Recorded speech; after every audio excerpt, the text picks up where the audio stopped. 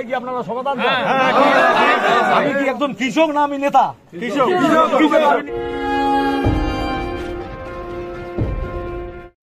তাদের সাথে কমিউনিকেশনটা আমাদের কিভাবে হবে তাদের সাথে কমিউনিকেশনটা কিভাবে হবে আমরা যদি আজকে বসে কালকে বা পরশুদিন আমরা চাল নেওয়ার সিদ্ধান্ত দিই কমিউনিকেশন এই তথ্যটার মাধ্যমে এই তথ্যটা অফিস থেকে নেবে অফিসের মাধ্যমে যদি আপনাদের হচ্ছে এখানে অফিসে আশেপাশে লোক থাকে তাহলে এরকম কিছু লোকের মাধ্যমে আপনার অফিসে কবে থেকে আমরা প্রকৃত ব্যক্তি যারা কৃষক আর কি আমাদের এখানে রাস্তায় থেকে ধান কিনে নিয়ে ওই যে চাতালে শুকায় নিয়ে আসবেন এগুলো ধরা পেলে কিন্তু আমরা ব্যবস্থা নেব ঠিক আছে প্রকৃত যাদের একদমই ধান আছে যারা নিজেরাই চাষ করেছেন এরকম ব্যক্তিদের আমরা হচ্ছে ধান নেব এখানে তালিকায় যাদের আছে তাদের আমরা নেব এবং এটা হচ্ছে আপনার অফিস থেকে জেনে নেবেন 2-3 দিনের মধ্যে আমরা এটা ব্যবস্থা নেব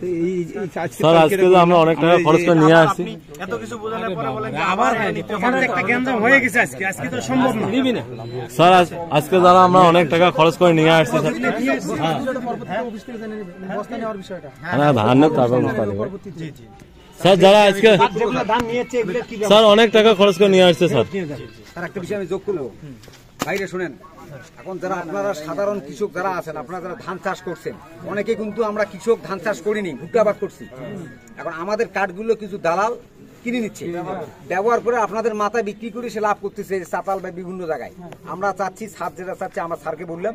যারা আপনার চাষ ধান আবাদ করছে তারাই যদি এখানে সুবিধাটা পায় আর আমার জমি আছে কার্ড আছে আমি ধান আবাদ করিনি আমি কেন এখানে আসবো এইটার সঙ্গে আপনারা তাহলে আপনারা যারা ধান আবাদ করছেন তারাই আপনারা এটা দিতে পারতেছেন তাদের 2 টাকা আপনাদের ইনকাম হতেছে এত কষ্ট করে আপনারা ধরেন আমাদের সম্পদ কিন্তু কৃষকরাই মানে কৃষকরা প্রকৃত মূল্য পাচ্ছে এবং এটা যেন প্রকৃত মূল্য পায় ঠিক আছে আজকে তো ঠিক আছে ওকে থ্যাংক ইউ স্যার আজকে 75 মন 75 টাকা লাগে দিকে ধান নিবে সবাই কি আপনারা সমাধান আমি কি একজন কৃষক না আমি নেতা কৃষক আমি নিয়ে আসছি এইটা আমার অনুরোধ সাংবাদিক ভাইদের উপস্থিতিতে আমি এইটা আপনাদের কাছে আমার কথা আর কি এইটুকুই আমি বললাম আর কি আমি নিজে এখনো খানা খাইনি আমার নাম রবিউল ইসলাম আমার জমরা ইউনিয়ন সরকারহাট আর কি ডাকঘর আর 9 নম্বর ওয়ার্ড গুরুপাড়া রবিউল ইসলাম রব্বু আমার নাম